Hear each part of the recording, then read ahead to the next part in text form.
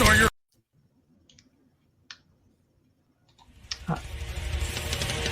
Welcome to Chasing Prophecy Radio, where we discuss the unidentified, the unexplainable, paranormal, conspiracies, and much more.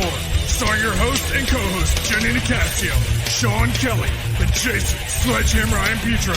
Brought to you by UPRN Network. Now for your host, Jenny Nicasio.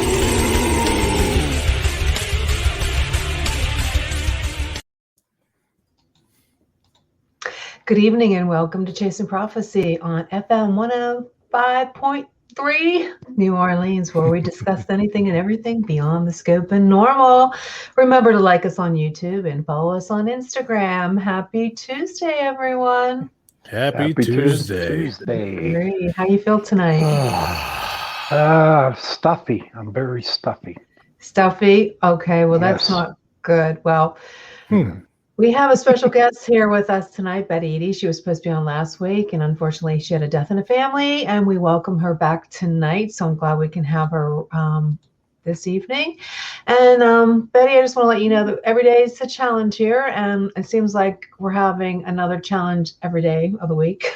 So a lot of us feel a little stressed and feeling that something isn't right in the universe, and maybe it's some kind of spiritual awareness that we are going into.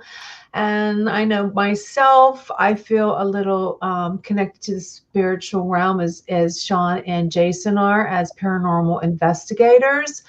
And I know myself, my journey started, in the spiritual world years ago.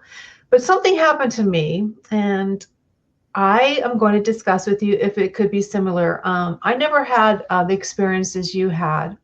But you had the opportunity to see Jesus Christ, our Savior, in a very unusual experience, and we're going to talk about that. And I just want to make sure I tell you now if ours are the same. So I have a picture, but we're going to wait until after you discuss what you've seen, and then we're going to discuss and see if it's similar to what I saw years ago.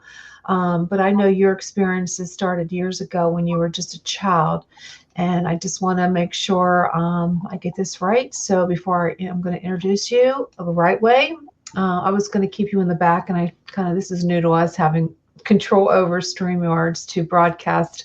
Like I said, some people have been lucky enough to see Christ before they actually die, and you had an experience years ago. Betty Eadie is our guest tonight. She's a prominent American author of several books on near-death experiences. Her best-known book was #1, and I think it's still pretty good on the bestsellers list, Embraced by the Light. She's in her book, she describes her near-death experiences, and it was followed by another book that she wrote called The Awakening Heart, which was also a bestseller. So, Betty, welcome to Chasing Prophecy. Welcome, Betty. Yes. Thank you for coming. Welcome, Betty. Thank you very much. It's a pleasure being here with you. Yeah, and it's a pleasure having you. I'm so glad you can make it tonight. Now, Betty, I read your book, and I was, like I said, I was inspired, and it brought back some things that happened to me in my past. I didn't have a near-death experience, but it will open my eyes. And I think this is exactly what we need right now is your book and what you experienced to try to give us some kind of clarity and some kind of hope in these days that we are facing with all the things going on in the news. And I'm not going to mention it because I think this is a great escape for us. So I don't want to really mention it too much today, but you have a great story. So why don't you just go ahead and start from the beginning when you had your experiences as a child in a boarding school. I think that would be a great place to start. Okay. I'm old enough to where I've had experience living on Indian or Native American reservations. My mother was Lakota Sioux, my father Irish. They were not, back in those days, they were not permitted to be together. He was white, she was Indian.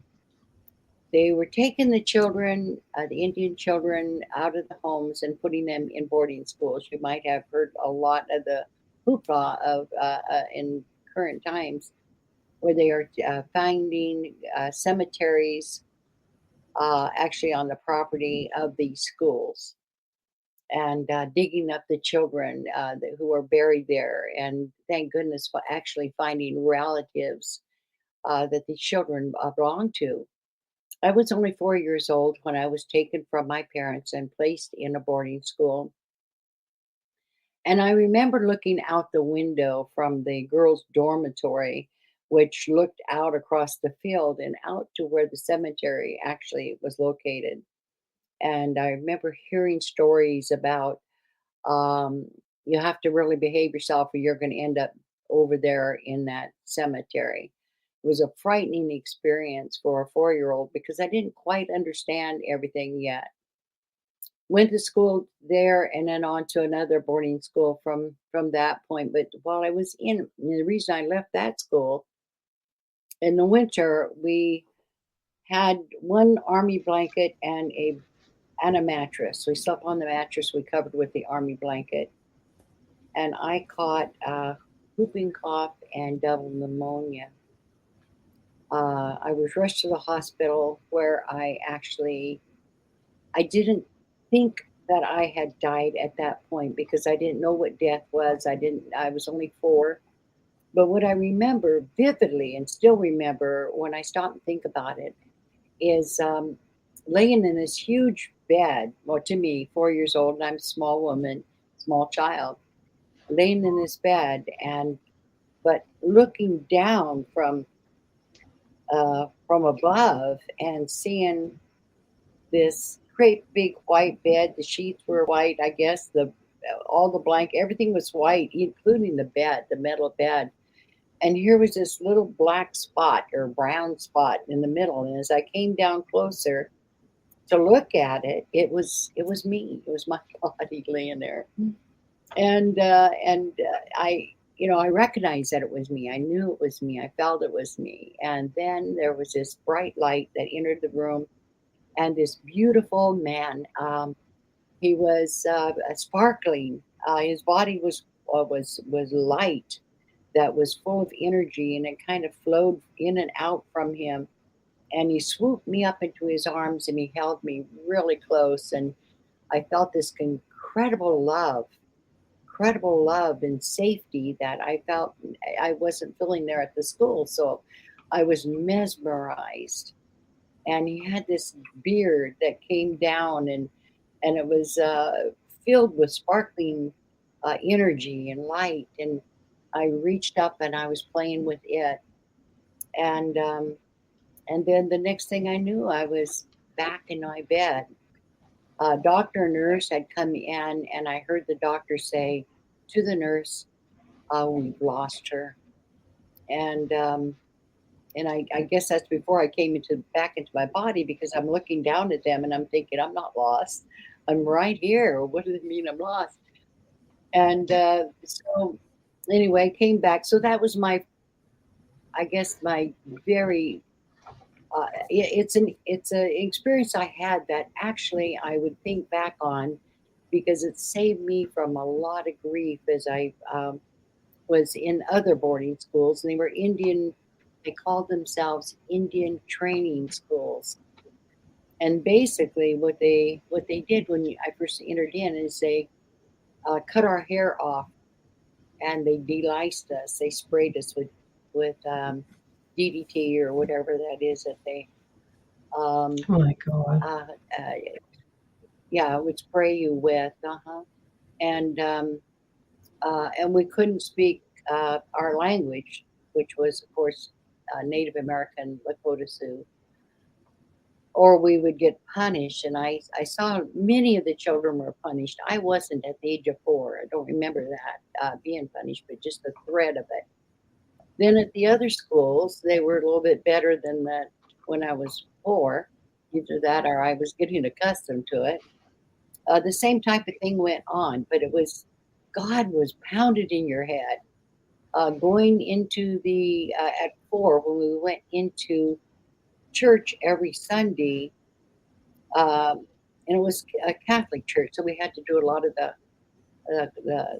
cross. And if you made a mistake, they would reach across and pop you on the head with this stick. At 4, I was making all kinds of mistakes. I just wasn't organized. I just didn't know what to do, and I wasn't doing it right. So I'd get hit on the head. I was often told that I was a heathen and I was a sinner because I was part Native American and part Irish. The heathen was the Indian part, and the sinner was the Irish part. And I remember that as a child, but I didn't understand it until later. And then I learned why they said that the Indians were heathens and why the Irish were, sinners. Growing up with that, developed low self-esteem. I was frightened of God. I was frightened of anything. And then after I got over my fear, anger started settling in. I didn't want to have anything to do with a God like that. Many of the songs said that when you died in the church that they would sing all the time were those that once you leave this earth, you go into heaven and you sing praises unto the Lord. Well, I wasn't going to sing any praises onto anyone. Lord, what kind of life did I live? No way. I had developed quite a attitude. And I was totally against, I guess, religion or how to worship God. But there was a part of me that I think I received at the age of 4 when Alert from Google, password required. When I was held by this incredible being. I felt a nearness to something, to someone that was incredible. At the age of 7, I crawled up on a quarry, a very steep hill, and I was 7 years old, and I remember building an altar and kneeling there and praying over the people who were down below. And I often wondered what made me think that I should do this. I mean, I didn't have that wonderful relationship that they were teaching in church that we needed to have with God. It just wasn't in me. I was somewhat rebellious. In fact, I was very, very rebellious. When you grow up and you're put down daily, you develop this attitude. When you feel the rejection and you've become defensive, and I was all of those things. Anyway, by the age of 15, I had decided I wasn't going to go back to school. I was home for the summer months. I met the boy next door, and he was escaping his family. I was 15, he was 18, and we decided we were going to get married and have our own family. And I was determined I would raise them the way I wanted to raise them. We married. We had 4 children. One child passed when she was 3 months old. It was shortly after her death that he and I divorced and separated. We were separated and then divorced. I met another man. I was only 20. He was 32. We married. It was a happy marriage. It was wonderful. By the time I was 31 years old, we had 6 children because I had 3 from one marriage now still, and we had 3 more. We planned it that way. We wanted a large family. It was almost as though I felt like I needed to build my own circle of love, a tribe, if you will, and raise them up to in nothing but love. I was just in search for that love and acceptance that I had never felt before. At the age of 31, I had to go to the hospital because I was suffering from, having children very young. My first daughter was born when I was 16, and then they just came. I mean, it's just hearing this. I mean, I don't know. A lot of people were struggling having children, and I just couldn't seem to quit having them. And doctor said, you're going to have a hysterectomy. Went into the hospital, and had the hysterectomy. During the hysterectomy, I hemorrhaged, and they were able to repair that. And later on, in my bed, um, I, I learned later that I had hemorrhaged again. Um, the doctors and nurses had thought I got a recovery. I was fine. There was no problem that they could see, and they left me alone. What I felt, I woke up. It was about 9:30. Looked up at the clock, and I felt this terrible sensation. I know what it's like to feel when your body is dying. And I had gone to school and worked in a hospital, so I'd been around death, and and I could feel that in me. I could feel the very last drops of blood just flowing out of me, and then I felt myself dying from my toes up, and then there was this feeling in my chest. Later, a cardiologist explained to me that that was when my heart fibrillated and then stopped beating. So I felt this energy, and then but the sound, nobody could identify the sound I heard. It was like a pop, and my spirit come out of my body. And I rose up to the ceiling, and I remember looking down, turning and looking down, and there again, there I'm laying on the bed. But my body didn't look like me. I didn't. It was kind of hard to recognize, and so I came down to take another look at the body, and sure enough, it was me. And but as I observed myself, I actually began to feel an enormous amount of peace. It was like, yes, I'm out of there. I'm relieved from that. But I thought about my children, and they were home with my husband, and I wanted to go home and take another look at them. I was able to do that, and it was interesting too because I looked around for instead of going out the door, which was to my left of my bed, and I was well aware of that. I looked to my right at the window, and I knew I could go through the window.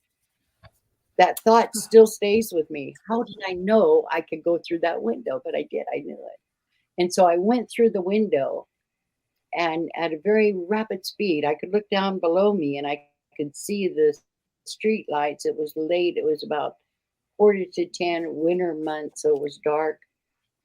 And the street lights were going by very fast. And I came to my house. I went right through the wall, the door, and I saw my husband sitting there. And I was amazed at this too. I mean, I saw him sitting there, and I'm supposed to be dead and in a heavenly place, right? Or heading that way. And I felt very annoyed, even angry at him that I had told him that, make sure the kids are to bed by 8:30. And there he was reading the paper, and they're running all over the place. And then I worried about their life. If I leave, what are they going to be like? And it was just almost magical, wonderful, actually. As each child passed by me and I looked at that child, I could see into their life, their growth, as they grew and went, instantly, just like that. I could see everything about their life. And I knew that each one, they would have their trials, but they are going to have their growth. And I knew that each thing that happened to them was going to serve them. It was a purpose for greater growth and what they would do down the line as they more greatly matured. And I thought, oh, okay. And this thought came to me like someone was speaking in my head and said, they're only lent to you. They belong to God. I heard that before. Yes. You don't have to have your ego in them. You gave them the body. All right, that's good. If they're attractive or this, that, and the other, they gathered that from generations of DNA. But the spirit has always existed, and it belongs to God.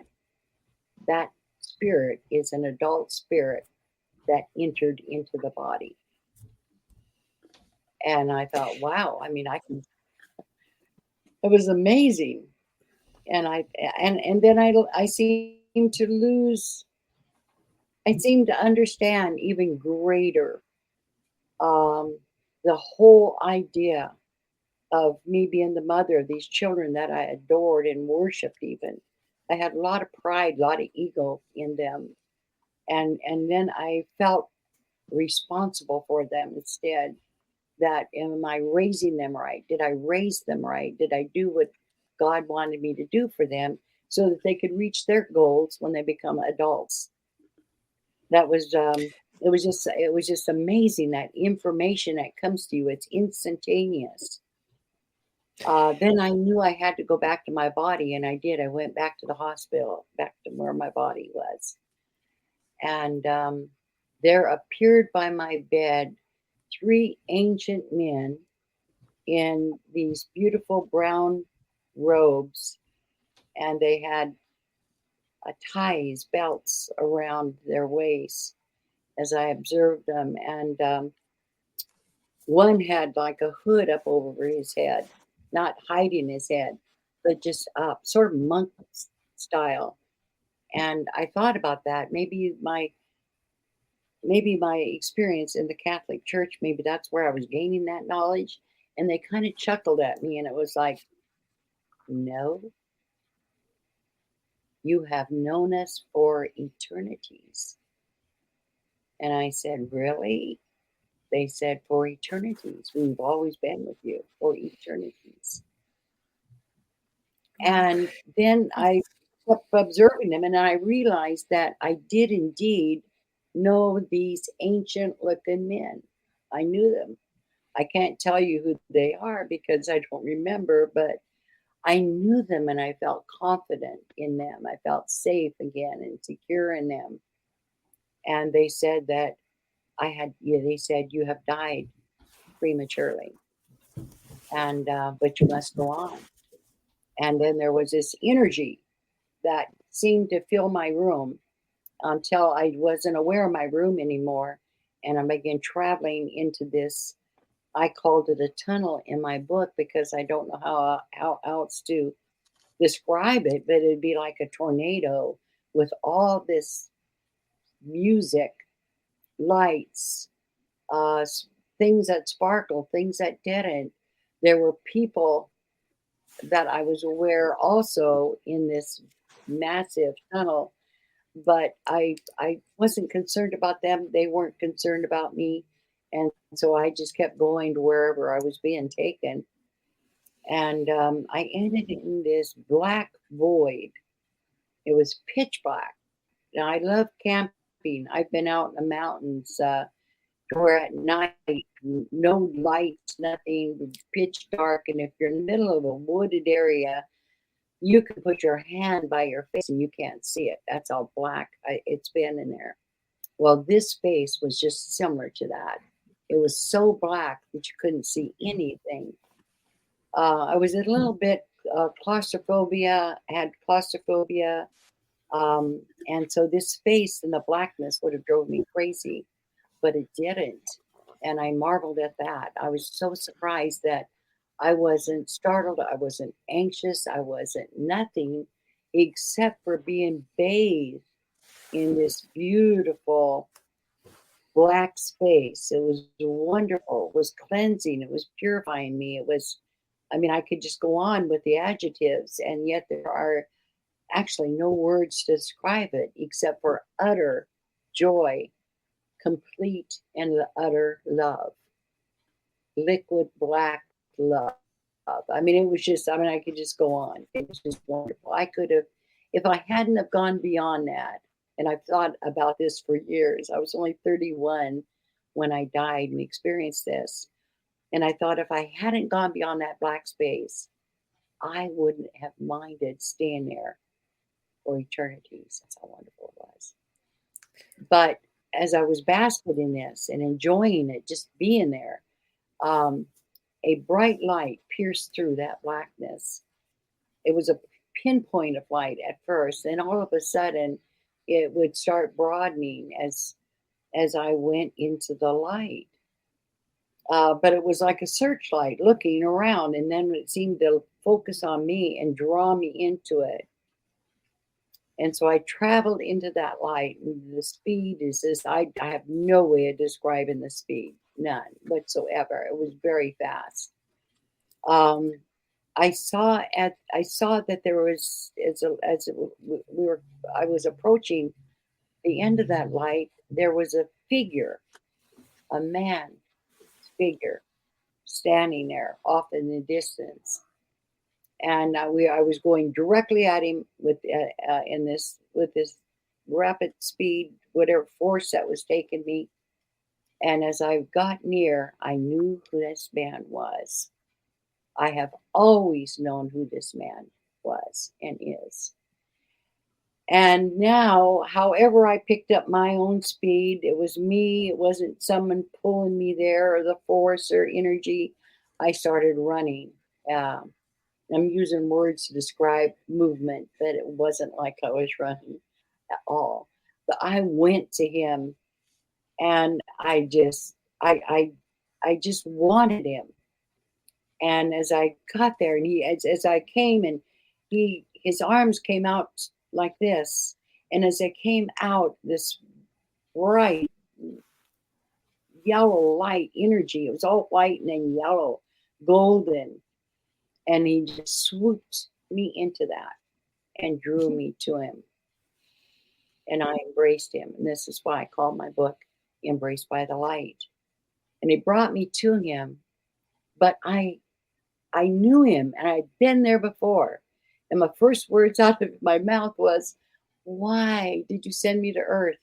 And I'm never going back there again. I'm done with it. I'm done with it." This is what I was saying at the age of 31. And I'm done with her. I'm not going back there. You can't make me go. And he chuckled and he said, You're there for a purpose. I says, "Well, I'm done. I'm not going back. I'm just not." And I said, "Why would you send me there to become half Indian and half Irish, a sinner?" And I said, and a heathen. I mean, that's what I am. He says, "No, you're not a sinner. You're not a heathen." He said, "You're precious." Precious. And, excuse me.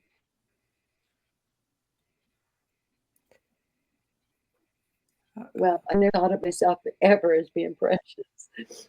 That's for sure. But he said, "You chose your path, and you did it." I said, "I wouldn't choose that." He says, "Yes, but you did." He says, "You see, everyone here is at different growth in the spirit. Some are greater than others. And there are some that are still learning." And he said, those that are the greater, they choose tough paths. He says, "That's what you chose because you have a purpose. Everyone on earth has a purpose to serve. Everyone on earth has a mission to fulfill." And I said, "Well, I hope I'm done." He said, I mean, it was amazing because he was absolutely humorous and beautiful. His spirit was wonderful. And the best part is that he said, "Everyone coming there will remember who he is." I said, "Everyone?" He says, "Oh, yes, everyone." And who was he? To get used to it. But he says, "Someone's going to remember." Alert from Google required. You hear that, So guys? Google and is Yeah, I hear it. Sorry, Betty. I'm sorry. I had to shift to Google in order to get. Oh, okay, that's you. We're like, Google. Google's watching in on us. I know. Well, now All right, hope they learned something, huh? So that was who you believe is Jesus that you saw? And that was Jesus. And I said, well, where are your nail prints? And again, I still had, one thing I realized is that when you go back to heaven, back to our original home, you still take a little bit of what you were, your attitude. But Mhm. as longer you're there, you start dropping the attitude and you get back to your original self, the self you were, and the growth that you acquired here on earth. You take that with you. And that's a real blessing. But I had this attitude, this chip on my shoulder. From And so I said, well, where are your nail prints? And he says, Betty, you don't need to see my nail prints. You don't need to see my pain to know who I am. And I live with those words because that means that, well, I never did like to see him on the cross ever, no.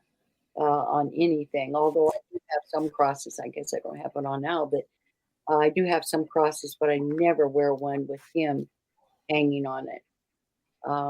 I like to see it sparkle. It's more like it reminds me of what he looks like now. But he called a couple of people off to the side. There were 3 women off to the side, and he said, "There's so much for you to learn." He said, "I want these women to take you and show you everything that you desire to see and more." And so I went with them. And this is all the stuff I share in the book, such as the looms where I saw these this material being made. I've had a lot of time to think about that material because it was like light that had been beautifully woven. And and then I went into the garden. They took me into a garden. They told me to enjoy um, everything. And I noticed that the grass was so beautiful, and I was barefoot and I was walking. I could feel the grass under my feet. But because I like grass, not just like a carpet under my feet, I like grass flowing and up around the calves of my leg. The grass did grow, and it grew to that level on my calf. And then everything that I saw after that, if the love I felt for him, and I love woods, I love plants, I love trees, I like sort of an outdoor person. And I saw flowers that is, if I walked over and I touched them, they would grow and sparkle and beautiful. And if Wow. you ever watched the movie Avatar, I swear they, someone, whoever designed everything, um, they know exactly what I'm talking about because that was what I experienced in So you had some early. kind of a gift that you could do that in heaven. You You know, had the the magic ability. of it all is that we all have those gifts right here on earth. We just haven't learned to use them. And we say this is something that's circumstantial or accidental or whatever, when in reality we create that. Imagination, I was told, is key to reality. Imagine it and you can start. We are co-creators with God.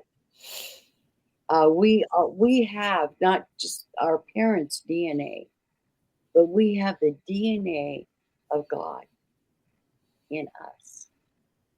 And we just need to find that in us. You know, the secret in the Bible, it says the kingdom of God is within. Never made any sense to me. Kingdom of God within me, not very likely, you know.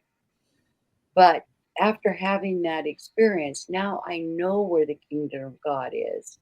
It's whatever I will allow in me and then begin to practice that, allowing it to flow and become in me the greater part of me.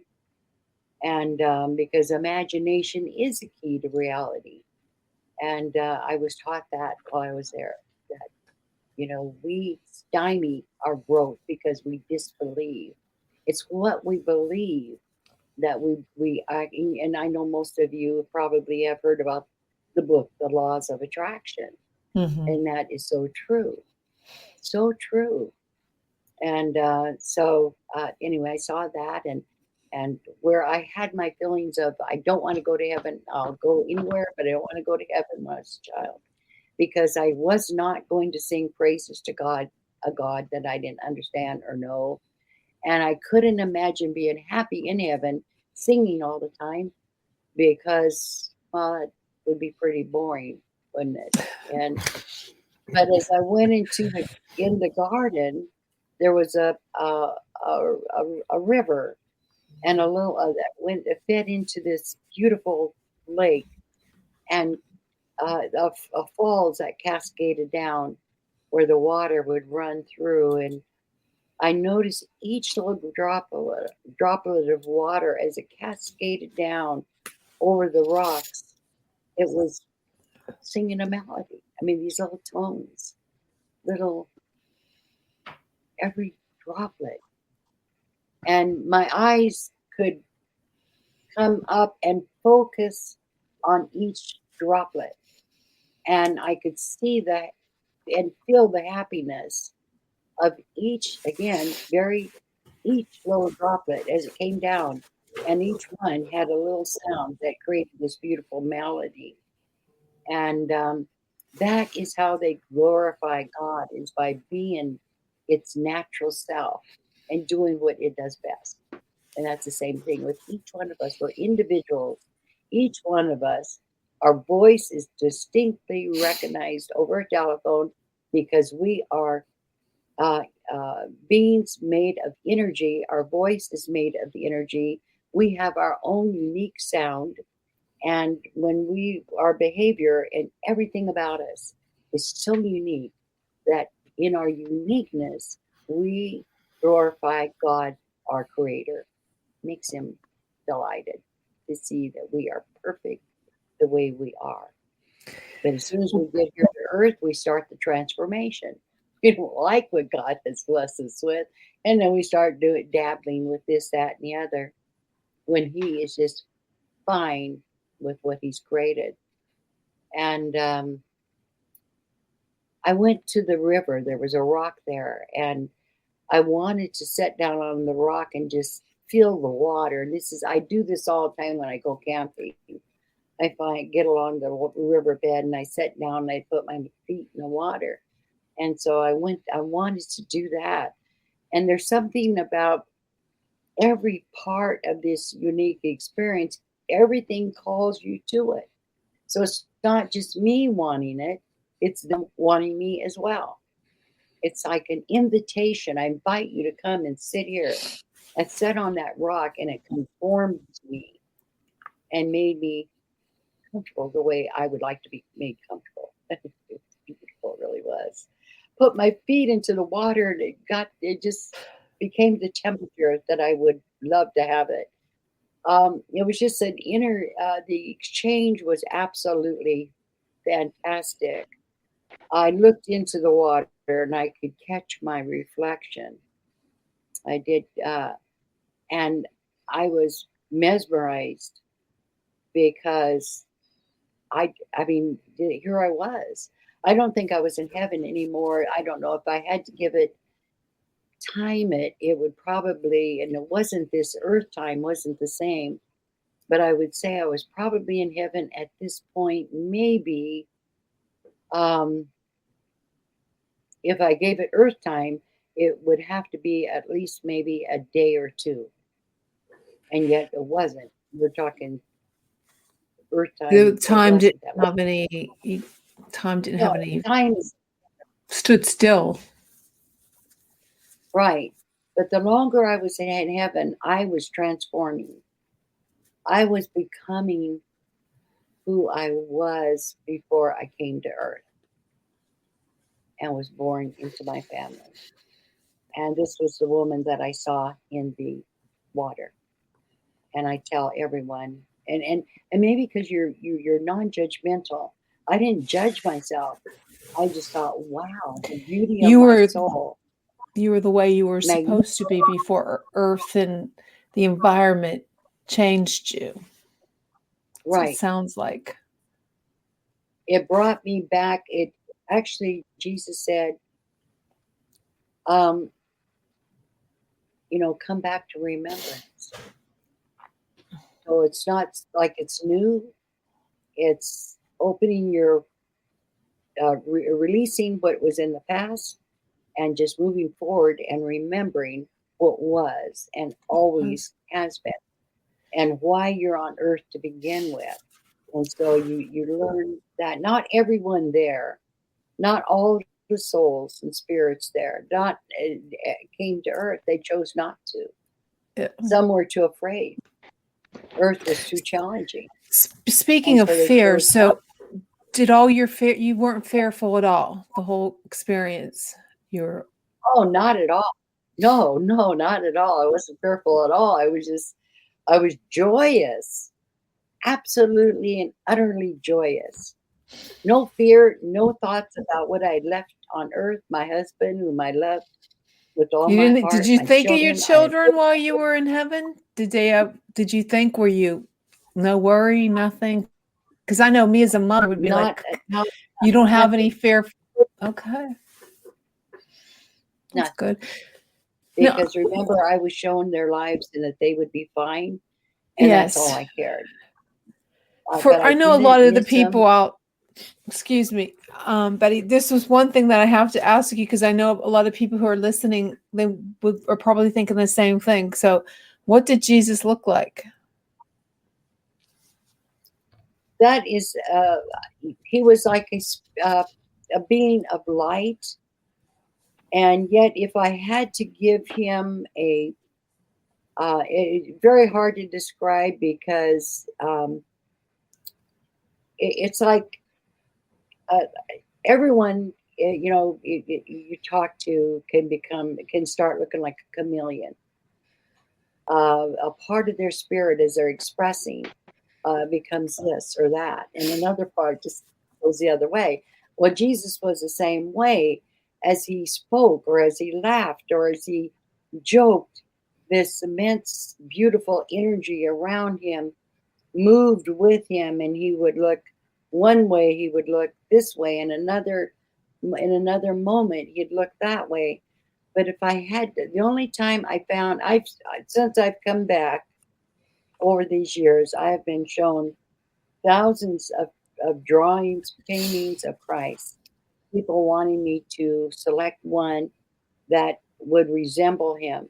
The one that I saw that would resemble the one, everyone being multifaceted in the one prism, Jesus looked like. Ever see the picture of the Turan, Yes.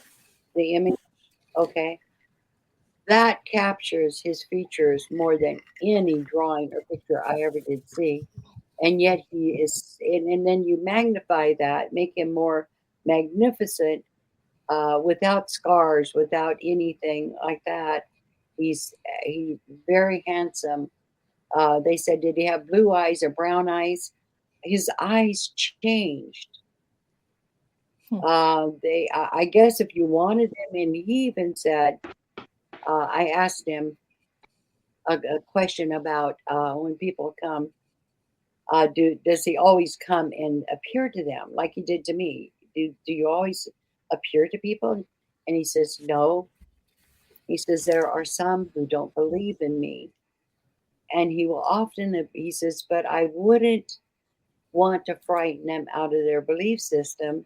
So he appears like however they expect to see him, or whatever they expect to see. In other words, you could die and see your dog. Or I'd like to see my one dog. man was, yeah, you can. It's happened.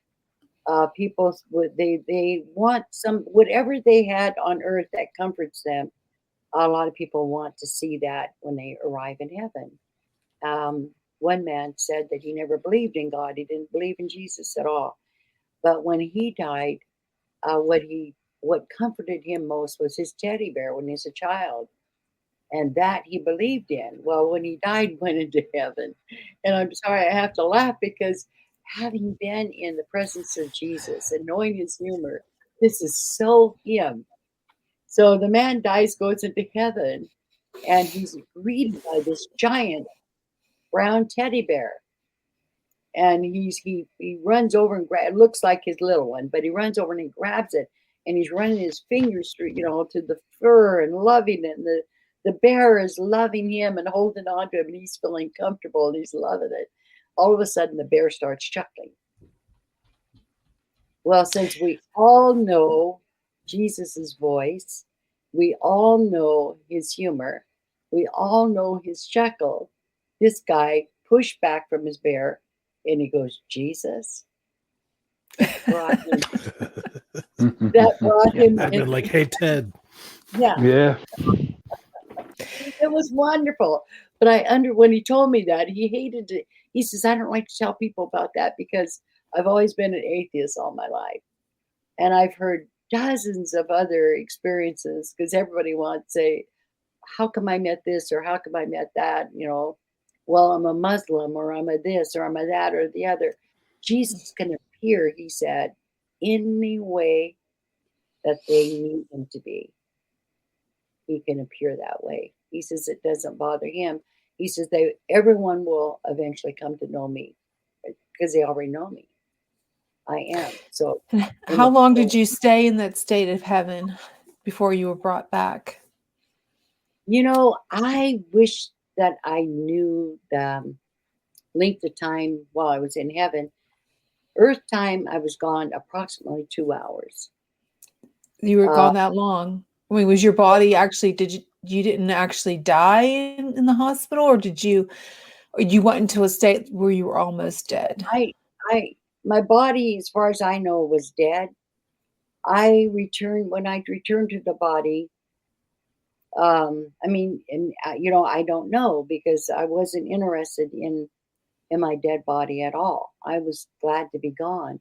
I did not want to come back. I came back to serve a purpose, and that is to write Embraced by the Light, and I did that. What did your family say when this happened? When this was all this? Did they do what? What did your family say? Your husband was home when this happened? Did they call him and tell them that you were gone, or did they bring you back? Did they do CPR? No, they thought they were doing something to me. I don't remember what they were doing because when I got back into the body, I was still in between. I wasn't even in heaven. I was in my body and I was aware that I was there. They were doing something to me. I don't know. I wasn't interested. But because what was happening to me instead is they wanted me to see future events that would occur here on Earth. I was still being informed, educated, brought back into remembrance. Some things I had always known. Other things they were reminding me or showing me again. And I was. Were you more into? Were you in a coma? Was it like a coma? Like no, 2 not hours once did I ever lose consciousness. No, 2 my body hours was dead. But 2 hours is a long time to be dead. Right. Yeah. And come back. I never heard. I've met people who have been dead longer than 2 hours. So 2 hours sounds fantastic, but I have met people who were toe tagged in the locker and brought out, and still they live. One man I met, a very good friend of mine, George Rodadiah. I don't know if you've ever heard of him. He was a Russian who I met who had a near death. He was killed actually during that KGB by the KGB. He was on his. don't usually like to share this because some people really get upset. But he came back into his body when he was going through his autopsy. Oh And my. yeah, and That's crazy. to the amazement of the physicians that were around him. They had to hurry up and take his organs that they had already taken out and put him back in and whatnot. He was a mess when they finally got him all put together. But he lived several years. Excuse me, I had my phone off. I don't know what happened here.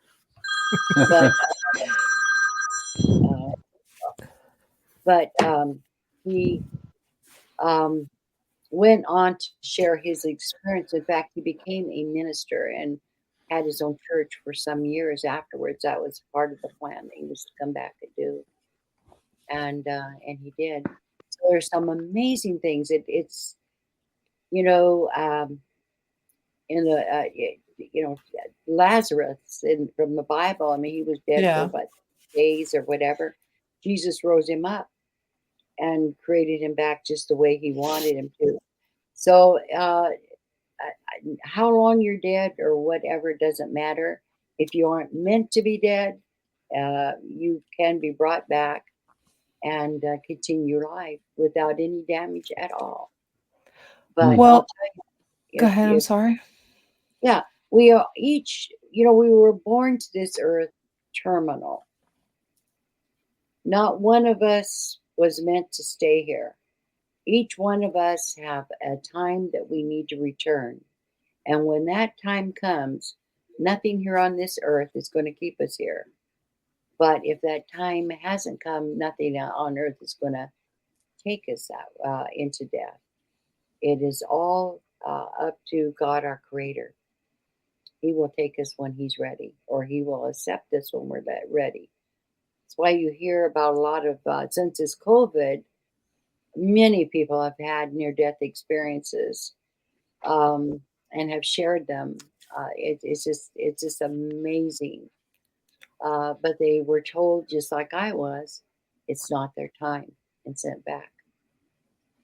Well, I've experienced Christ without being dead, and when your experience was seeing the light, the brilliant light, that's what I saw. I was in a deep meditation state when I was 16 years old. I was just after I watched Jesus of Nazareth, the movie, and I was in a deep meditate. I didn't know what meditation was at 16, but I was in deep prayer, and my room got really, like you said, it lit up. My room lit up, and at that age, I knew right at that moment that's who that was. Inside the light, it was translucent. That's why I wanted to see, what your experience, how you're experiencing it in a near-death experience, and mine is a life experience of seeing Christ. And the light was so brilliant. It was like he was translucent inside the light. But I recreated that, what I saw at the age, I'm not going to say over 50 something. I recreated it with oil paints.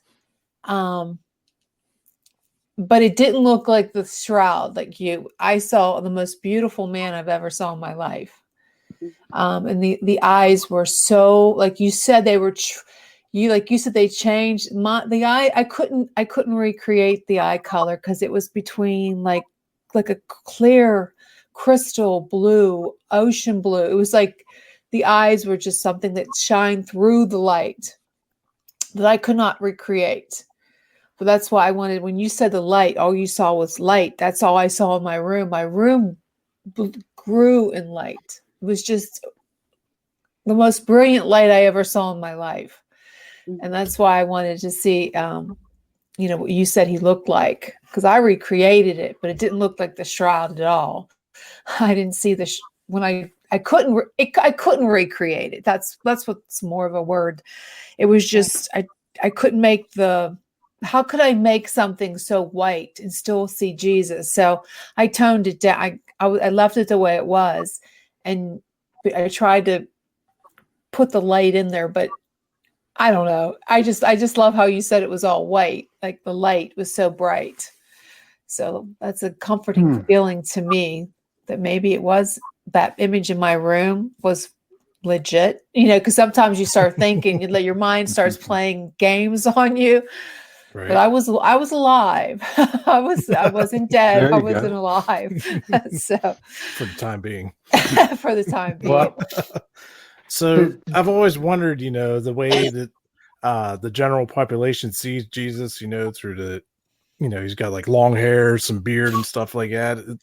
If, seeing him firsthand, like, is that anywhere close, just for, all the listeners that like, what does he really look like? What we are depicted to see him as, like on statues and stuff like that. Is it anywhere near close to that? I think the reason that I saw him that resembling the shroud, because that would have been, and I wasn't consciously thinking this ever, but I believe that would have been the real look of his, of his physical body at the time he died. I mean, he was a Jew, and he was tall, but he resembled the other people of that time, and so he would have looked like a Jew, and that would have been dark skin, dark hair, and dark eyes. As I saw myself in spirit, remember I was telling you about looking at myself in the pond, I looked different. It appeared that my hair was a bright red, flowing, active. It was everything there has movement because it's energy, and so Jesus's eyes could be blue, or they could be brown, or they could be crystal, or they could be any color that he will choose to let you see him. And this is how I saw him. Right. I couldn't. I Jesus couldn't make. Nicasio. Oh, that's because I had that was so someone wouldn't chase.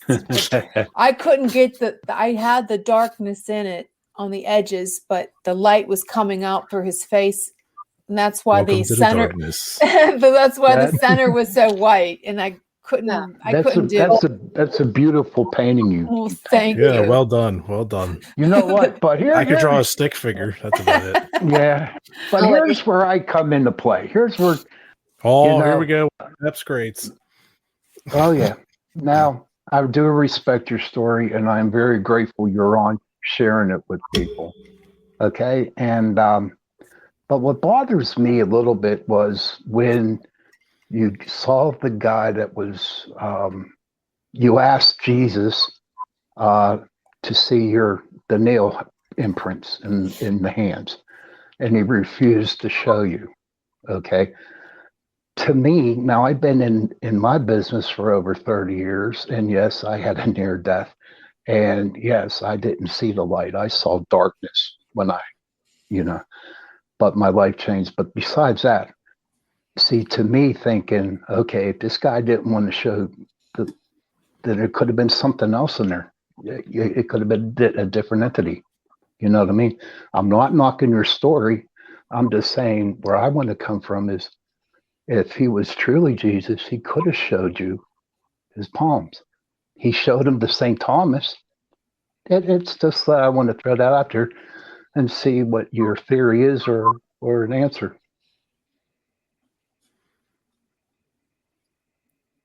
I'm really challenged even to decipher most of what was said. I'm sorry. I'm not knocking your story. I don't know. To me, when somebody refuses to show something, then, and that's only me. I mean, is it possible that, Sean, is it possible that, since he's risen, and he's back in heaven and everything, that he doesn't have the nail marks anymore?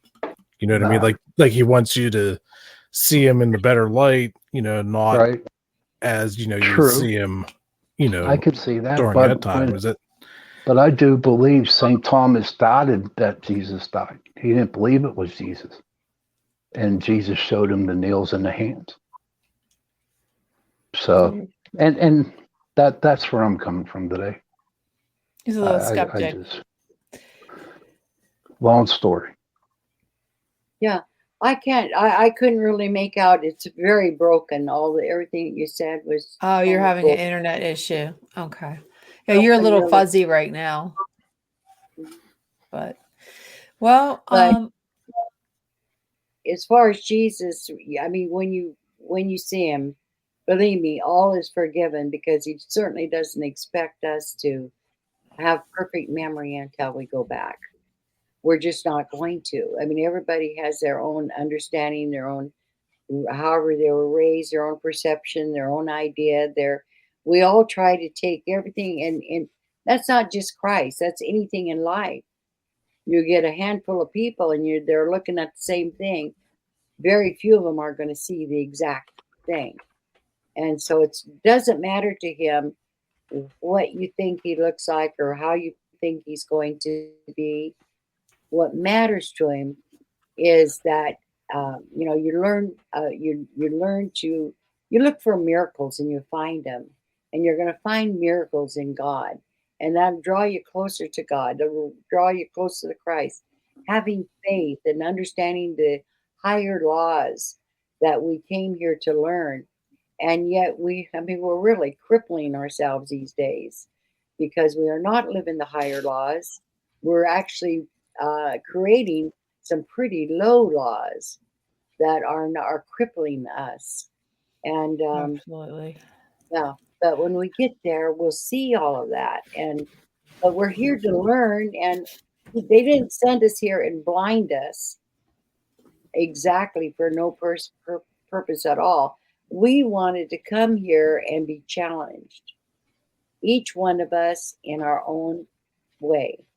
And so if say for instance, I'll pick someone that we don't know, I don't know, but let's say a person was brilliant it's usually coming here to acquire an attribute of God. So let's say patience. Someone needed to acquire patience, and so throughout their life they're going to be hammered with situations and where they have to develop their patience. But first, they're not going to show patience.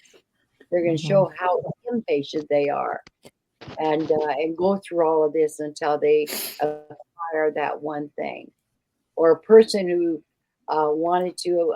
The greatest gift is love, and yet we come down here and look at love. I mean, everybody has taken love and made what love isn't. Such as, I mean, it's someone else. I'm a counselor, and can't tell you how many men I've said, "You're not in love. You are in heat," because everything you talk about on this woman is a physical aspect. You are not talking about the beauty that she has inside herself that caused you to love her. Well, Betty, if anybody So- has any questions for Betty, go ahead and post them in the chat. Should be more than happy to be. Well, she's still here with us, but in the moment, I just want to shout out to our sponsor tonight for our second hour is Carnation. Just remember, if you want a great cup of coffee, they have a great selection of creamers, and it's great for baking too. So, thank you, Carnation. Cheers! Thank you, Carnation. Yes, thank you. Thank you. So if there's any questions for Betty before we let her go this evening, please drop us a line in the chat. I just think it's fascinating. I think it's a great a story to help give people hope, especially if they're struggling and they have questions. And I think it's a great book to pick up. You can still find it on Amazon. How about bookstores? Betty, is it still available in bookstores? It's still available, and the best place I think to get it is Amazon. Amazon Books. It's called "Embraced by the Light," "The Awakening Heart," and "The Ripple Effect." And "The Ripple Effect" is what I call my first teaching book. It's taken the principles that I learned during my experience and responding to thousands of letters that I received and trying to help the people there to understand God's point of view on what how he might feel, or what he because he's not a punishing God. We punish ourselves. Exactly. Right. Ourselves. Actually, I have a question. When you were referring to the solid black and there was just nothing, you said it was like very peaceful. It was like loving and stuff like that. Do you think that that's like that for everybody? Because a lot of people, probably listeners and everything, would associate the darkness with a more negative, view. Yeah, I would have associated it too if I hadn't experienced it. I also think, I've heard thousands of near-death experiences, as you could imagine, over the years, because my experience was back in 1973. This is 1921 or 2021. And that has been, oh my goodness, since the book has come out, that's over 25 years ago when Embrace first came out. So I've heard thousands of near-death experiences. You're right. Not everyone experiences the black space. Some do, but not all. And I think, as I look at it, the over thing, I probably had to go through this cleansing and purification and whatever. And it gave me a time for healing of my spirit, which it was in great need of healing before I could meet Jesus, is what I'm thinking. Because some people they just go from one state of being there. They're just there. And then back, told that they cannot be there. But I had to go through this thing. And I also had to go through a rebaptism, not in a particular church, but it's very symbolic of, again, going from death to life in the water representing the flesh, and coming up out of that. Very symbolic. A lot of that is very symbolic, and I did that in that river, where I sat with my feet.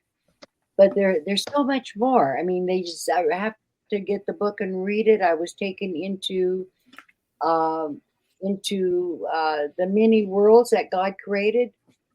They wanted me to see that there's life outside of Earth, and life on these other planets, and that the individuals there are very much in tune with what we're doing here. And I mean, it's just it just opens up a whole new world. It's vast out there. There are no limits, no limitations, and we all can be a part of that if we just open ourselves up to it. Absolutely. Well, we're going to go ahead and let you go tonight, Betty. But thank you so much for Yes, thank sharing. you, Betty. Yeah, thank you, That was Betty. a very compelling story. Yes, it was. Thank you. And we appreciate it. And there's the link on, there's one of the versions of Embraced by the Light on Amazon. And it was like an enlightening story. And thank you so much for joining us tonight. I appreciate it. You have a great night. Thank you. Thank you. Okay. Good night. Bye-bye. Well, guys, what do you think? That was a very, very interesting story. Extremely. I've got a mind full of my own questions on it. Yes. I mean, it's her story, and you can't judge her on that story. It's just, for me, it's just like Jason said, there are some questions I need to ask about it, and that's where I'm at right now. I think the biggest part for me that I really question is the being dead part. For 2 hours. She said, she was dead for 2 hours because after 3 minutes you start to suffer brain damage, and then organ failure and everything else. And then, the gentleman, that came back during an autopsy, like, I don't know, because you'd have bled out by then. And Well, But- there are But some miracles do happen. Well, there's So who some. knows? There is a truth to what she said. There's something called the Lazarus syndrome. When she mentioned Lazarus, there's documentation. There's a whole. I'll read off a couple of. So I'm going to help her. I do believe that it could happen. So I'm just going to go through these. Okay. A 27-year-old man in the UK collapsed after overdosing on heroin and cocaine. Paramedics gave him How do you say that? Narcan. Narcan. Sort of like Narcan. Narcaz injection. There's two different kinds. This one doesn't say that. And he recovered enough to walk to the ambulance. He went into cardiac arrest in transit. After 25 minutes, they resuscitated him. The patient was verbally declared dead about a minute after the rest. I can't talk today. Resuscitation ended. Resuscitation. It's all the antihistamines in my nose is clogged up. It's all that coffee Can't you're breathe. drinking. Mess up the vocals. Yeah, well, carnation. Oh, it's delicious though. We're all Thanks for stuck in joining today. us, Pap. Thanks for Ragweed. joining us. Okay, so here we go again. The nurse noticed a rhythm of the heart on the heart monitor after he was resuscitated was resumed. The patient recovered fully. Then we have a 66-year-old man suffering from a suspected abdominal aneurysm, suffered cardiac arrest, and received chest compressions and defibrillation shock for 17 minutes during treatment for his condition. Vital signs did not return. The patient was declared dead and resuscitated. Resuscitated. Resuscitated. Effort ended. The 10-minute later, the surgeon felt a pulse. The aneurysm was successfully treated, and the patient fully recovered with no lasting physical neurological problems. Okay, now these ones are 2 hours, but we're getting there. According to a 2002 article in the Journal of Forensic Science International, a 65-year-old man who was a deaf Japanese man was found unconscious in a foster home he lived. CPR attempted on the scene by home staff, emergency medical personnel, and also in the emergency department of the hospital, including appropriate medication, defibrillation. He was declared dead after attempted resuscitation. However, policemen found the person moving in the mortuary. Okay, he was in the mortuary, so this is pretty long. After 20 minutes, the patient survived for 4 more days. Okay, there's a couple more. Judith Johnson, a 61-year-old, went into cardiac arrest at the BB Medical Center in Louisville, Delaware, United States, in May 2007. That's 2007. She was given multiple medicines and synchronized shocks, but never again regained a pulse. Okay, she was declared dead at 8:34 p.m., but was later discovered to be alive and breathing.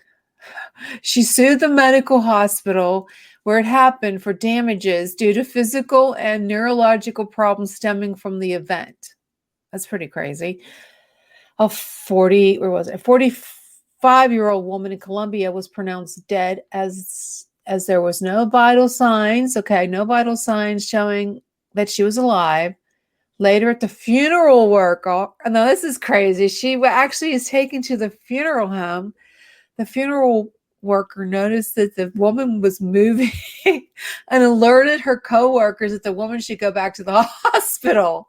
Oh my God. That's crazy. Then we have a 65-year-old in Malaysia came back to life after 2.5 hours. Okay, guys. After doctors at the Seberang Jaya Hospital in Penang, I don't know where that is, pronounced him dead. He died 3 weeks later, but he actually was dead for 2.5 hours. Then we have Anthony Yaheli, a 37-year-old in Bellbrook, Ohio, USA, was breathing abnormally at 4 a.m.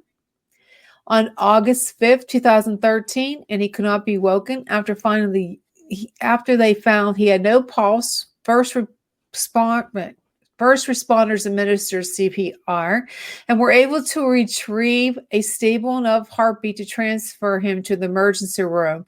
Later that afternoon, he suffered a cardiac arrest For 45 minutes, he was dead at the Keltern Medical Center and was pronounced dead after all efforts to resuscitate him had failed. When his son arrived at the hospital to visit his supposed to be deceased father, he noticed his heart beating on the monitor that was still attached to his father. Resuscitation. Efforts were resumed, and he was successfully revived. And then we have a 78-year-old guy. The coroner said he was dead. He arrived already to debomb him at 9 p.m. on February 26, 2014. Once at the funeral home, he was found to be moving, possibly resuscitated by a defibrillator implanted in his chest. Oh, Jesus Christ. I told you it's torture Tuesday. This last hour is torture for me. I just want you to know. That's right. It's Torture Tuesday. Torture Tuesday. And then we have one more that was resuscitated. Resuscitated. Say it with me. That's the word of the day. The word of the day is resuscitated for 2 hours. So it does happen. So we have to give her the benefit of the doubt. I mean, there's a lot of them. It's called the Lazarus syndrome. And where these people go, she's just one of the many that go to heaven, and then there's others like Sean that go to hell. No, I don't. Yeah. So I mean, no. Here's my deal with the whole situation, and if I made her mad, I didn't mean to. It's just that being in the business for so long, you ask somebody to see something, and they refuse to show you. That's something fishy. That's something fishy in my book. Okay, well, Jesus can say if he doesn't want to show you his wounds, then what? He showed it to St. Thomas. He did. Well, yeah. Well, maybe he didn't want to sell it to Betty. I don't know. So I got some information on the Lazarus effect. Compliments of Nina, because I wasn't sure, and she's in the medical field. Thank you. Well, first I gotta say, 17 minutes is a lot different than a couple hours for the most part, 17, 20 minutes, whatever. But also the Lazarus effect patients are constantly being worked on to bring them back. And usually they end up dying or have like severe, residual effects. Also, I didn't know this, but they were likely not checked for a second heartbeat location. I didn't know that, because a lot of times the heart is still beating, but very, very lightly and can't be detected on a single site. So that there would medically explain, what's going on, why somebody could be pronounced dead. And then so much longer later, like, oh my God, the heart's beating, because it's starting to build back up. And when the heart's beating, guess what's happening? There's still oxygen going through blood, but then, it's so weak that the after effects are not good. Yeah. No, that's a good medical explanation for it, if you ask me. Thank you. I mean, miracles happen. I believe miracles happen, but in the grand scheme of things, when you look at it, from the medical standpoint, that makes a lot more sense. Yes. Yeah, there's a lot of things that happen too that explains there's like a chemical reaction that these people have when they're so close to death that your brain starts to shoot off neurons and you see all kind of things. I'm not going to knock it. I mean, I think she gives people hope that we need right now in this time. We need hope. I don't think there's any hope for this planet. Let's be honest. Well, but I don't know. You can have your skeptics. I believe in life after death, and I believe that there's a heaven and a hell, and I believe that if you're a Christian and if you believe in Christ, you're going to go. If you don't believe in him, you're not going to. He's not going to let you in. But there's other religions that don't believe in Christ, and I do believe that they go to heaven. So it's just whatever you feel comfortable or whatever makes you happy. If a rock makes you happy and you feel very spiritual to it, yeah. The Wiccans, they go with trees, rocks, plants, animals, and to them that's their god or goddesses. Yeah, So it's they like feel give to the comfortable. earth and you get back kind of thing. Yeah, exactly. And What you put out is what you get back. exactly. Yeah. So I think it was a great guest. I mean, I'm glad we had her on the show. Like, Oh yeah, it's a very compelling story. Like, Yeah, it was. you know, I it's enjoyed her story. I makes you did. think about a lot of things. You I'm know, going to try to get someone to come on who has gone to hell, and they can, Sean and him can compare notes. Yeah. Is it hot? Yeah. Is Yeah. it hot? You know what? Yeah. No, it was freaking cold. It was cold, not hot. You know, I'm Yes. still curious about, you know, she was talking about that darkness though, you know, because so many people associate that with negative and just Yeah, that's bad. And why she's saying it was so loving and That's- stuff. Like That was that's another boggling my thing. mind a little bit because then It is. after that, she saw the light start as a pin light and then got bigger and bigger. So that to me would be like you're literally stuck in a nowhere, and then the Right. light came to get you. You know, that's the way I perceive that as. So I'm still. I don't know. When I had that near death where I died, you know what? I saw darkness. I didn't see no light. And Those your eyelids. I know what I saw and I felt, but I tell you what, after that changed my life. And it changed it for the better. So Amen. that's all I got to say about it. That's you had it for a reason. I did. I believe that. God works in mysterious ways. That's the way I look at it. And mine I was believe it. doing what I I had to believe go it. through. Yeah. You know. Well, my experience in my room, at one point I wanted to be a nun. I didn't know if that's the route I should have went. Sometimes I I was going to wonder. be a priest. Oh boy, what did I just walked into a bar joke. I want to be nun and I want to be priest. Walk into a bar. I did. I went to Jesus. school to be a priest. That's cool. Yeah, you probably should have been, and you would be. I don't know, Mr. I don't know, but it was a good I can't show. see Father Kelly. But okay, let's get back to So Tell we us have a about your light. Tell my us about light. your light. Oh God, it You was. flick the switch and all of a sudden. No, it was. Honest to God, I'll never forget it. I told people at school what happened to me. It was back in, like I said, I was 16, 17 years old. It was right around the same time. This is what kind of got me a little confused because it was right around the time that people were seeing when Magigoria started. I don't know if you remember that, Sean. What year was this? It was back in the No. 80s. It would have to be 1980. Oh, geez, I wasn't even around yet. Yeah, you weren't around yet. It was Easter week. It was Easter week.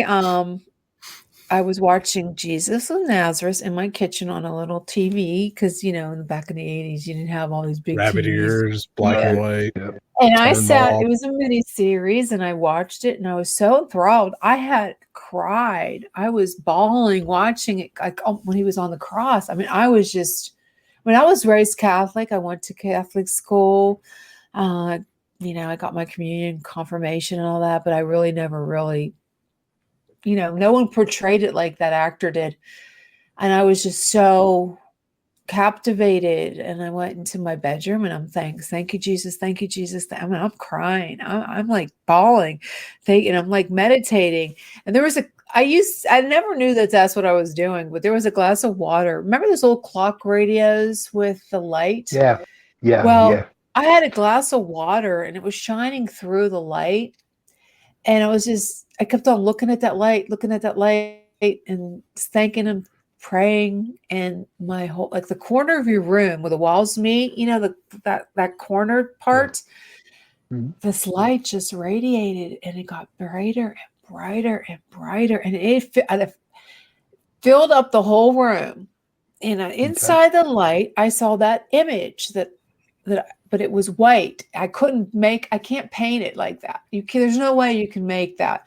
So I just tried, how can I show this? How can I show the white, the bright light? So I made sure his clothes was real white. And then I have, like, in the middle of it, if you see it in person, you can see how I have like beams, like, you know, radiant. And I made his face like in the middle real white as I could get it. And made the darkness around the face. And I made sure the background was black because my room was dark, but there was the light coming through. I I can't explain the word.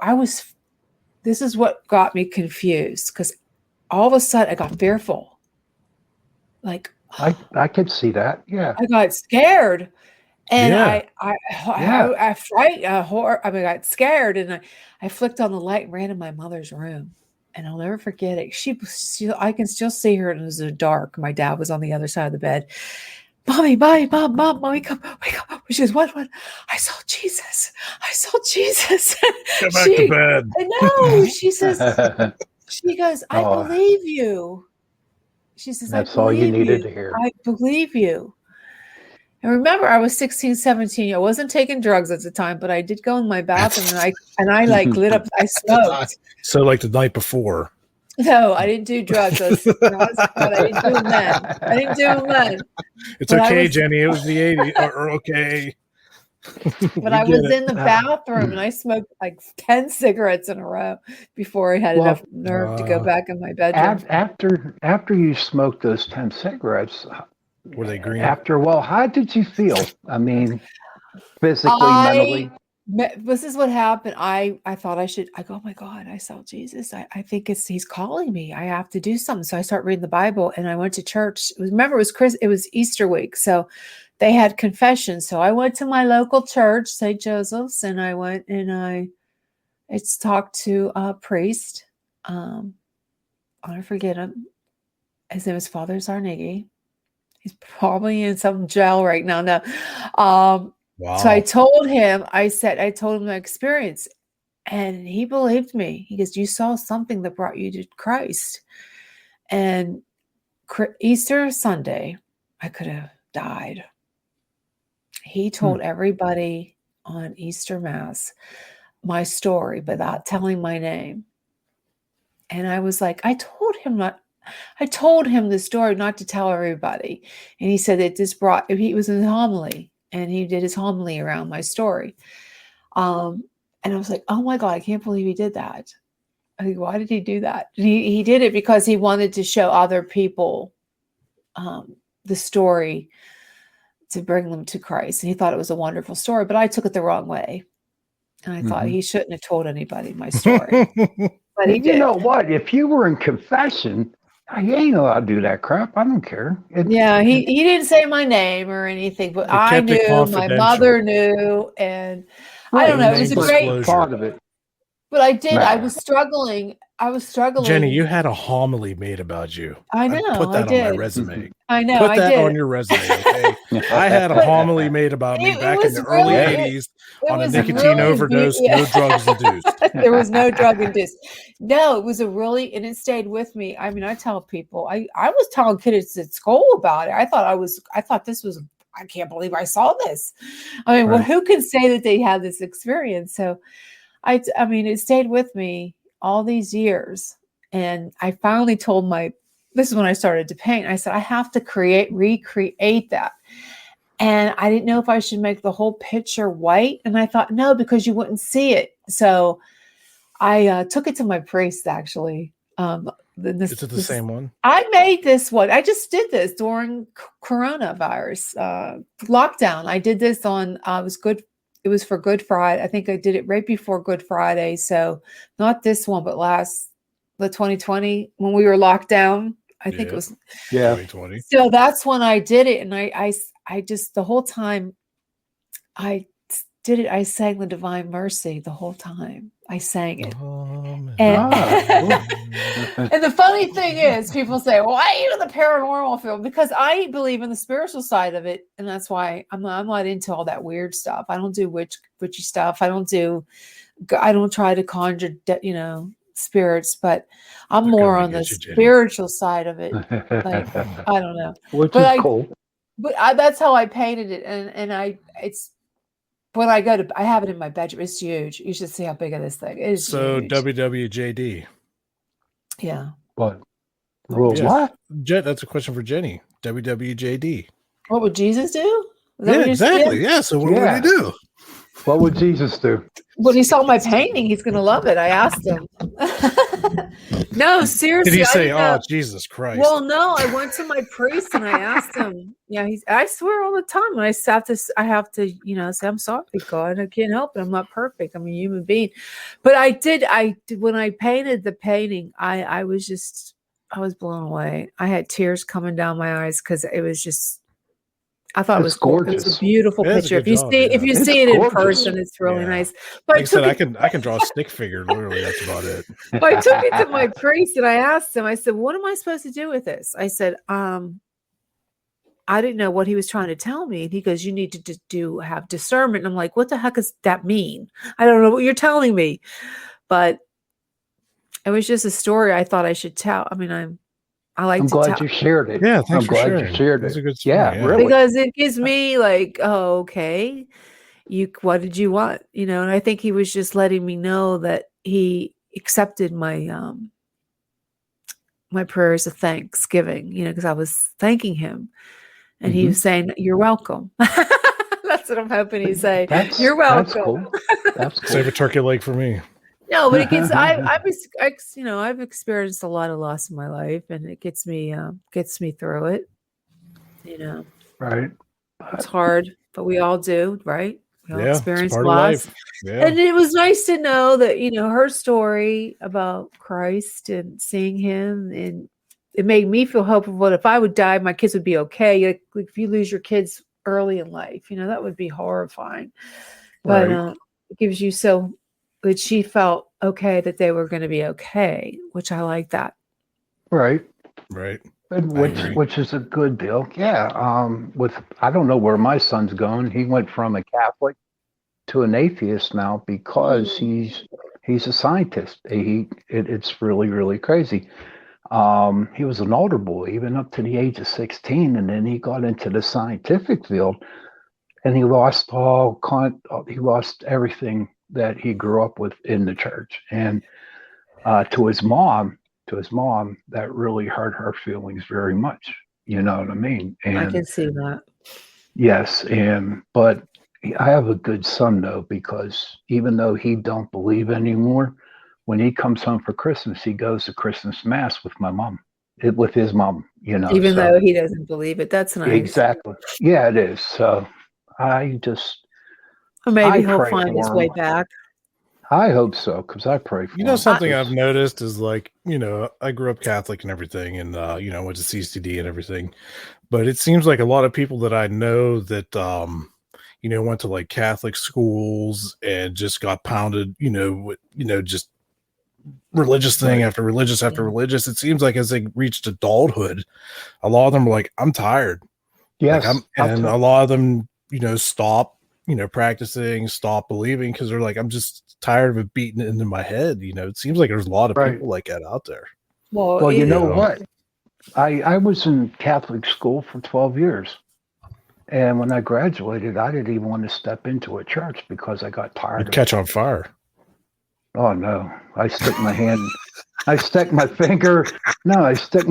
into the holy water and it burns my fingertips. No. You got hit by lightning. Well, I know what you're I'm saying, Sean. That's where your hair went. It was just too much religion for 12 years. I had enough. And I never went to church. That's the thing about, I don't think you have to go to church. I mean, I just found my way back to church after the scandals because I was so furious at what happened. But I follow Father Mike Smith on Ascension Presents, who does the Bible 365 Bible in the year, basically. And I follow him, and he did a whole podcast on how to go back to church go back to the Catholic Church after what happened with the scandal. And he said, don't lead. Don't lead. So when you go to church, you try to you're not going for. Hello, Augie. You're not going to church because of the priest, because who cares about the priest? I don't even listen to half the homilies. I only go. But it was about you that one time, so you should pay special attention to the homilies. But I go now. For the that's like a rite of passage for you. Yeah, but it's like, I don't know if you guys ever heard of Marshall Taylor. He's an ex. I watch him. He wrote the book Infiltration, and I'm trying to get him on the show because he believes that the church has been infiltrated by the Satan. And that's exactly what's going on now. And that's what I think too. I think that the Pope, all of them, it's all infiltrated. And this all happened back in the 40s. It started in the 40s. And then with all the, I mean, come on, how many priests abused kids? I mean, there's like thousands, you know what I mean? Like, well, they got that scandal just a couple years ago. And they're not 498 or something like you that. can't tell me that you can't tell me that's not the devil. I mean, come on. Oh, it's the devil's work. It's the devil's work, yeah. and he's in there and he's laughing. He's laughing his Where's ass Constantine when you need him? Yeah, it's scary. That was a good movie. I it was. that with it was. Keanu Reeves. yes, I love that movie. No, seriously. And where we're going, I think everything what's going on, like with Afghanistan now and COVID, and I think we're going down. I think I've been doing a lot of reading, and the more and more I read, the more and more I think we're getting into the apocalypse and Revelations. It's all happening. The book of Revelation is all happening right before our eyes. So get ready, boys. Who's going to be the last man standing? I don't know. It's kind of scary.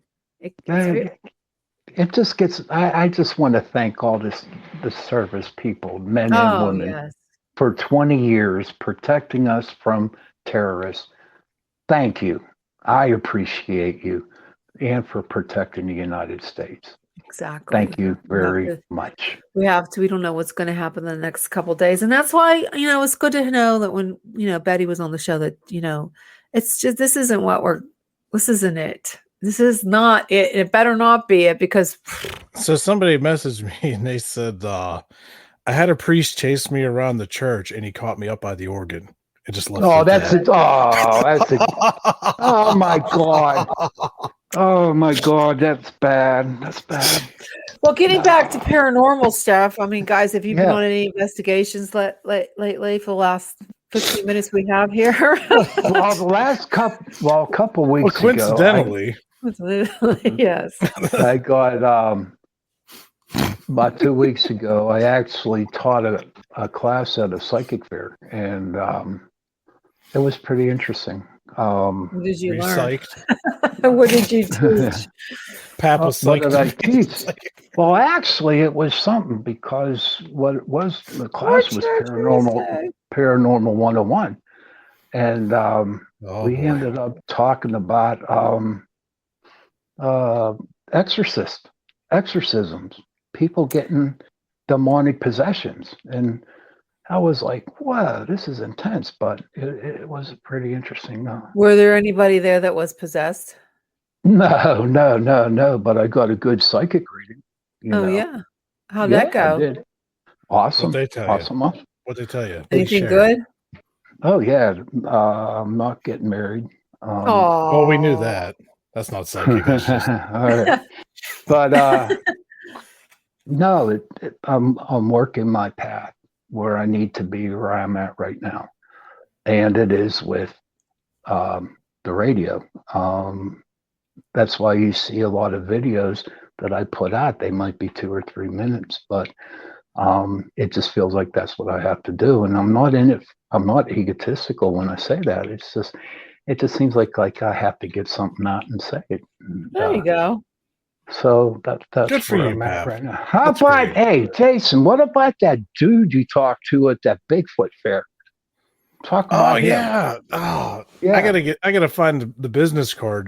This guy at the Bigfoot fair that I stopped at last weekend, he actually had photo evidence for the first time. I caught the tail end of his presentation, but he was talking about all his experiences and everything, and he actually had proof to show, which I was like, okay, now this is pretty cool because you hear story after story after story, and it's like, well, do you have any proof? Well, no, I didn't catch anything or missed it on camera or whatever. Well, this guy actually had like slides and actual over the years. What is his name? Do you recall? That I'll have to ask. Russ was there. I'm gonna have to ask him. I can't remember his name. Like I said, I caught the tail end of it, but it wasn't Eric, was he? Nah, he was an older guy. Eric Altman. That's what I said. He was an older guy. Well, Eric's pretty. How old is Eric, Sean? He's young. He's young. He is. Eric's young, yeah. Well, that's not a number. How old? Was he in his I don't 40s, know. 50s? I would say No, he's in his I'd say 50s now. I'd say he's in he's his a- 50s. Is that he's a young good or old dude. for you, Jason? Oh, Yeah, it'll always Jason, be what older is than it? me. So no matter whatever happens, you two will always be older than me. Yeah, definitely. No, buddy. What are you gonna do? Don't worry, But, you're gonna get old too. Hopefully. Well, then you probably won't be here. Another thing that's coming up. Me and Jason, we're going to be speaking at this. It's called a Bigfoot barbecue. Oh, we're And gonna it's have somebody- barbecue and Bigfoot. Yeah, this? man. September 18th. Where's that at? It's going to be up around Towards Kittanning. It's at a campground. Yeah. So you're gonna yeah. actually camp out? Yeah, for the the night. but Oh, the that's guy's good. offering us a cabin. So Oh, good. There you go. That sounds like fun. But they have an estimated roughly at least 1,000 people every year show Oh up to this God! Yeah. Now, event. did anybody ever see Bigfoot? Well, I wear size 15 shoes, so I can classify as Bigfoot. So. Oh, jeez. Me and Jason are going to be looking for UFOs and Bigfoot Oh, afterwards. I Yeah. like to look for UFOs more than Bigfoot. Well, come on up. Bigfoot Come on up. scares me. Saturday, Come on September up. 18th. Come on up. You can go hunt for Sasquatch and UFOs. Because Yes. actually at the Bigfoot Festival last weekend, they were talking about several of the speakers talked about how right when they saw Bigfoot, there was also a UFO sighting at the Yeah, same time. yes. Oh well, they say that Bigfoot is an Yeah. extraterrestrial. Yeah, they were saying like it's Absolutely. more of an interdimensional thing. Oh, I got a story to tell you. I got Okay. another. Last week, I was down at Val's house down there in West Virginia, Brookston Mills, I think it's called. And me and her husband, Matt, were having coffee on the outside of their porch. And honest to gosh, we heard a real loud knock, like a piece of wood hitting a tree. It was so great. Yeah. If a tree falls It in was the woods, about- does it make a noise? Yeah, it does. But no, when we heard that knock, and then I, watching all those Bigfoot shows, it sounded exactly like the knock that guys do to try to get a response from Bigfoot. No one was out in the woods. There was no chainsaws going, nothing like that. And we heard a knock. It was cool. Was it a knock on a tree or just a Yeah. knock? Yeah, knock on the tree. It was real loud. That's Yeah. cool. That's cool. Hmm. Okay. Well, I don't know. I know. I think Bigfoot is. I'm not so sure he's from outer space anymore.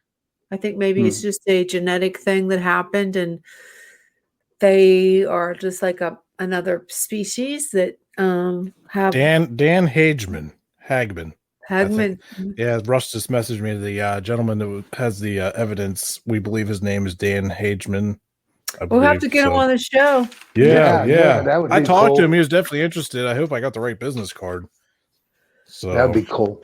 That'd be cool. Yeah, I get him on the show because we booked up pretty much for September. I don't even know who we have Nice. next week. I think we have the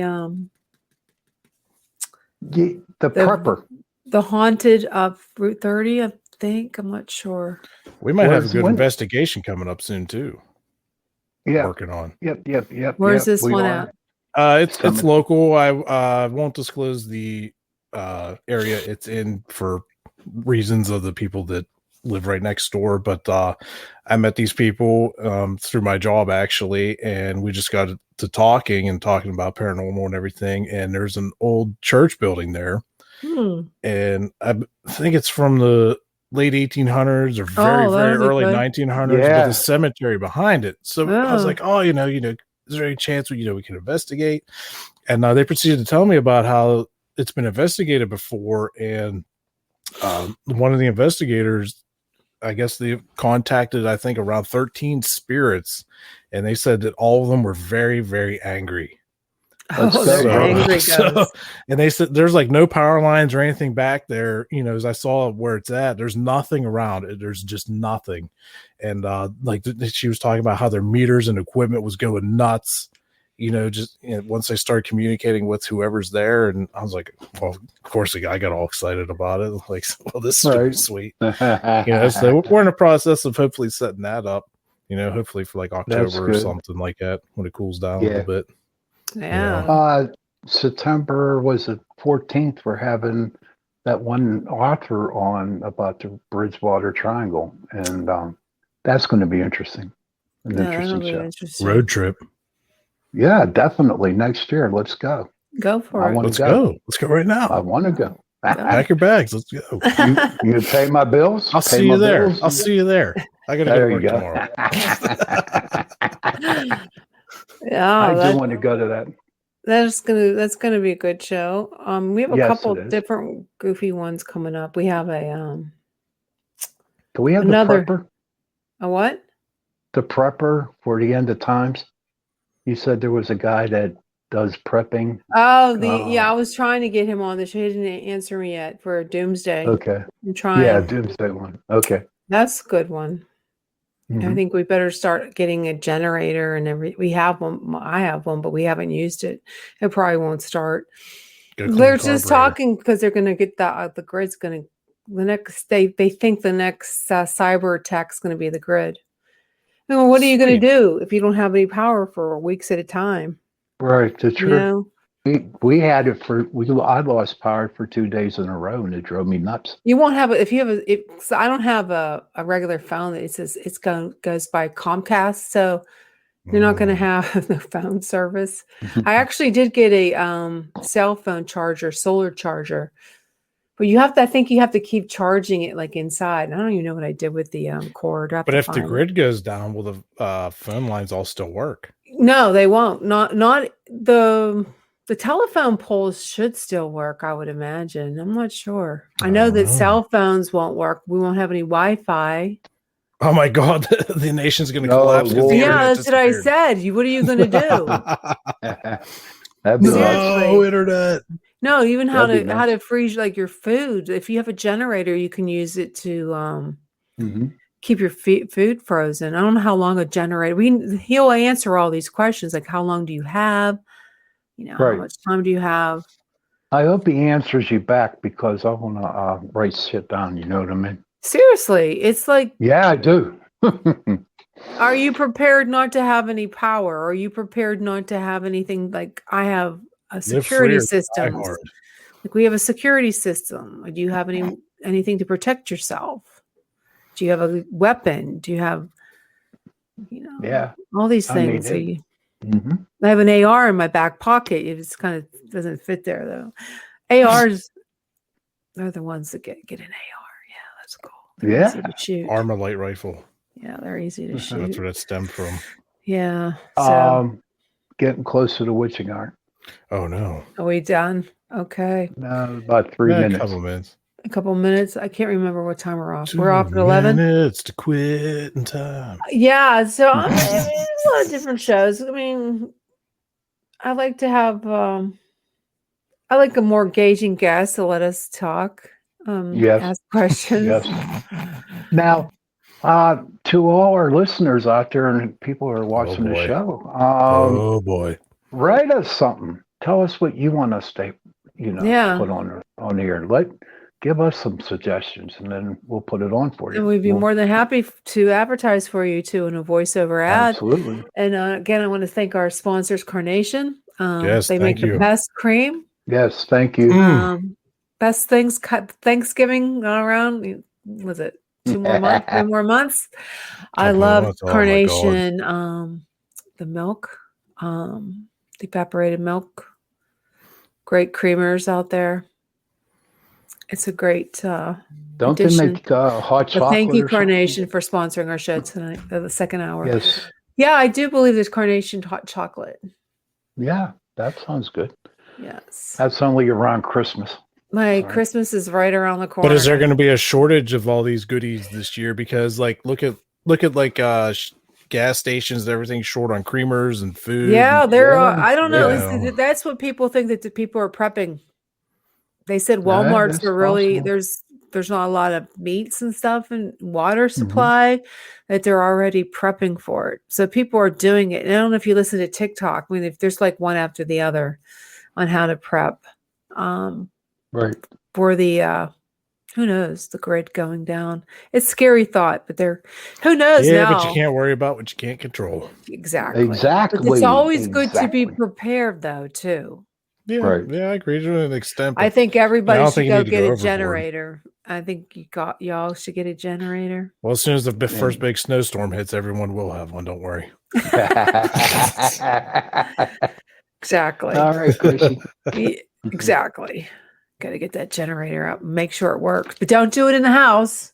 You don't put the Nope. generator in the house. Or in the garage. Yes, you'll kill yourself. Yeah. There was somebody Stupid people do house that. caught on fire because of that. I'll sell y'all some generators. I got a bunch of them. How many you want? As many as you can give us. I got like 5 of them biatches right now, maybe 6. It's weird for us. Like for Katrina, I had to buy 4 for my company, 2 for my house because we kept running for 3 weeks, 24 hours a day, 7 days a week because I wanted air conditioning. I didn't give. Even though the city was underwater and there's alligators swimming around, you got to guard your house from crazy people trying to rob you. I still wanted air conditioning. Definitely. My partner's like, how are you going to do this? I'm going to go buy 3 window units and put it in the house. I said, if you don't want air conditioning, that's fine. Sleep upstairs. I said, but downstairs is going to be air conditioned. Because that's where the kitchen and family room was. And the kids are going to be sleeping there anyway. So I was like, yeah, nice and cool. Sometimes I had to keep my chihuahuas cool, man. Yeah, they're so adorable. Yeah, they are. Cool. Yeah, well, that's the 2 new ones. Baby girl's only 2 years old, and the little one, Lola, she's 10 weeks, 11 weeks. She's terror, man. I'm just telling you, she's a terror. When I put sleeping demons, I mean it. That dog is, oh, God, I forgot. I'm glad I don't have grandkids right now. Jesus. Oh, jeez. Yeah, I'll get some of them, too. So what y'all do? Oh, we still on air, aren't we? Yeah, we are. Yeah, we're on we're live. Well, if y'all listen, people, I got generators for sale. You know what, too? And little chihuahuas. Speaking Got of little that, I got, chihuahuas for sale. And I keep my chihuahuas. You know why I keep my chihuahuas? Especially Charlie, who we had for 18 years. That dog could smell food, look. I never starved to death with him. They would always, he could smell food anyway. And plus, he'd eat anything.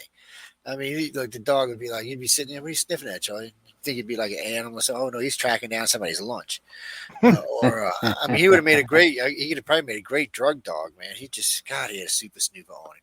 Oh. And that's how the baby girl is. That's why she's fat as she is. She's like, oh, what's that? Let me go She's see. pleasantly plump. Yes. Oh man, she's Pleasantly. something else. Oh, good. Fluffy. So how was y'all's guess? I didn't get to hear because I was going crazy with something else. She was a good guess.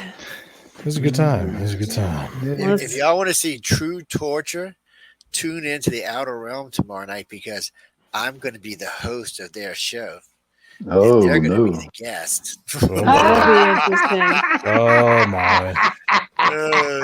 No, come in. That'll that'd be be fun. good.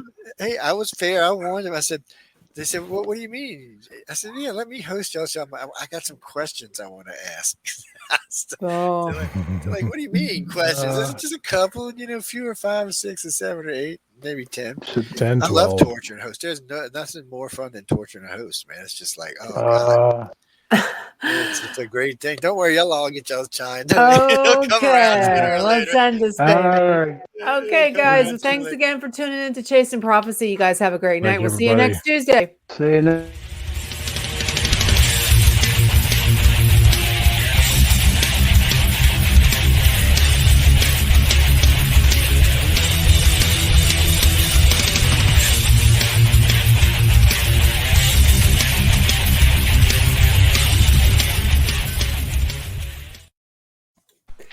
Dude.